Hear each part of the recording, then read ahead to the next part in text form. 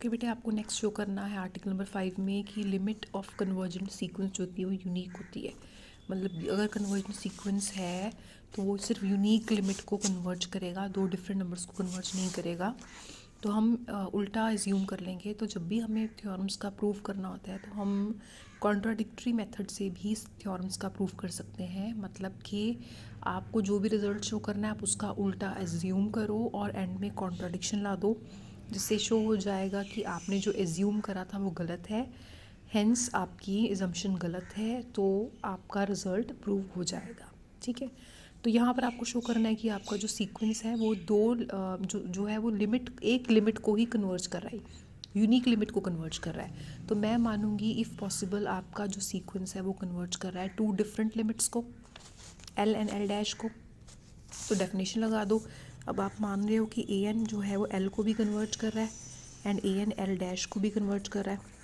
ठीक है, तो आप कहोगे for given epsilon greater than 0 however small there exist natural number. इसके लिए there exist M belong to natural number such that A N minus L less than epsilon for all N greater than equal to M. ठीक है, एक बार इसके लिए definition लगा दी, एक बार इसके लिए लगा दो। आप कहना for given epsilon greater than 0, वो लाइन एक बार लिख दी, दोबारा चाहे ना लिखना। देयर एग्जिस्ट, अब यहाँ पर नेचुरल नंबर m था तो यहाँ पर m1 ले लो, such that mod of a N minus L dash less than epsilon for all N greater than equal to m1। ठीक है, अब आपने क्या करना है, आपने कॉन्ट्रोडिक्शन लेके आनी है ना, तो ये लाइन याद रखना, l माइनस एल डैश का डिफरेंस ले लो, उसमें ए एन ऐड करो, ए एन सब्ट्रैक्ट करो,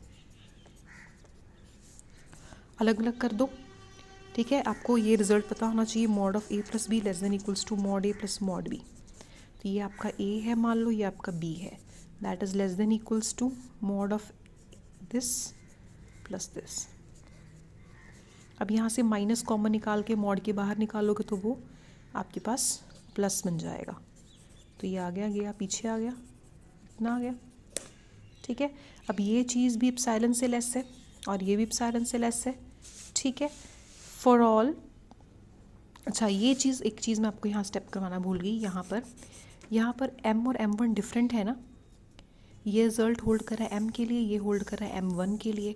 तो आप क्या करो, यहाँ पर आप इन दोनों को सेम बनाने के लिए इनका मैक्सिमम ले लो। Let maximum of m and m1 is equal to m2। ठीक है, अब ये रिज़ल्ट, क्योंकि नंबर लाइन पे देखो, यहाँ पर ऊपर वाला रिज़ल्ट होल्ड कर रहा है m और m से बड़े नंबरों के लिए, दूसरा रिज़ल्ट होल्ड हो रहा है मान लो m1 यहाँ पर है, मान लो m1 और m1 के बड़े नंबरों के लिए। तो दोनों रिज़ल्ट होल्ड करेंगे m1 से बड़े नंबरों के लिए। m1 मैंने यहाँ पर दोनों में से मैक्सिमम माना था, दोनों में से बड़ा माना था। मान लो m1 यहाँ होता तो रिज़ल्ट होल्ड होता m के लिए, दोनों रिज़ल्ट होल्ड होते m के लिए। कहने का मतलब कि जो भी दोनों में से बड़ा होगा दोनों रिज़ल्ट उसके लिए ट्रू होंगे। ठीक है ना, तो यहाँ पर दोनों में से क्या बड़ा है मुझे नहीं पता, तो मैंने उसको मान लिया m2, मतलब ये दोनों रिजल्ट्स m2 के लिए ट्रू होंगे। ठीक है, इसलिए ये लाइन लिखनी ज़रूरी है बीच में। अब यहाँ पर मुझे एडिशन बेटा 2 एप्सिलॉन ही चाहिए, एक सिंगल एप्सिलॉन चाहिए। तो मैं क्या करूँगी, यहाँ पर हाफ कर दूँगी, क्योंकि एप्सिलॉन स्मॉल है तो एप्सिलॉन बाई 2 और स्मॉल हो जाएगा, कोई प्रॉब्लम नहीं है। आप जितना मर्जी छोटा हाउएवर स्मॉल ले सकते हो, तो यू कैन टेक एप्सिलॉन की जगह एप्सिलॉन बाई 2। तो यहाँ पर बेटा क्या आएगा, एप्सिलॉन बाई 2 और सम क्या बन जाएगा, एप्सिलॉन। ठीक है, और यहाँ पर आएगा for all N greater than equal to, क्या आएगा, m1 नहीं आएगा, जो मैक्सिमम लिया हुआ है m2 वो आएगा। ठीक है, अब आपके पास आ गया l minus L dash is less than epsilon for all N greater than equal to m2। Notations book वाली डिफरेंट हो सकती हैं। ठीक है, इट इम्प्लाइज ये चीज़ हमेशा एप्सिलॉन से छोटी रहेगी, हमेशा एप्सिलॉन से छोटी रहेगी, बट एप्सिलॉन तो आप बहुत छोटा ले सकते हो। और ये मॉड वाला नंबर इससे छोटा रहेगा, मतलब ये मॉड वाला नंबर क्या होगा, फिर सिर्फ पॉसिबिलिटी है कि 0 होगा, क्योंकि नेगेटिव तो हो नहीं सकता। एप्सिलॉन से छोटा है, एप्सिलॉन ऑलमोस्ट 0 ही है, वेरी स्मॉल है, तो इसके पास पॉसिबिलिटी है कि ये फिर क्या होगा, 0 होगा। It means l is equal to L dash. But हमने तो कहा था ऊपर की ये दोनों लिमिट्स डिफरेंट हैं, इट मीन्स हमारी एजम्पशन रॉन्ग हो गई।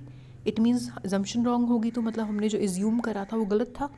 हमने एज्यूम करा था कि सीक्वेंस जो है वो दो डिफरेंट नंबर्स को कन्वर्ट कर रहा है, मतलब नहीं, सीक्वेंस हमारा एक सिंगल नंबर को, यूनिक लिमिट को ही कन्वर्ट कर रहा है। उसके बाद बेटा आपके पास आर्टिकल नंबर 6 है, prove that convergent sequence is bounded, is it's converse true.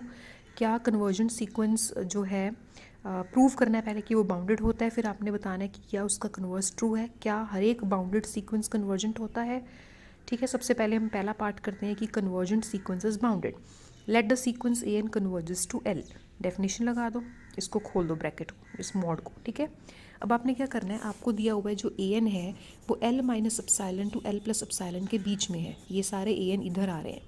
ठीक है, आपने क्या करना है, एल माइनस ये जो है ना definition a N minus l, convergence की जो डेफिनेशन होती है, less than epsilon for all N greater than equal to M.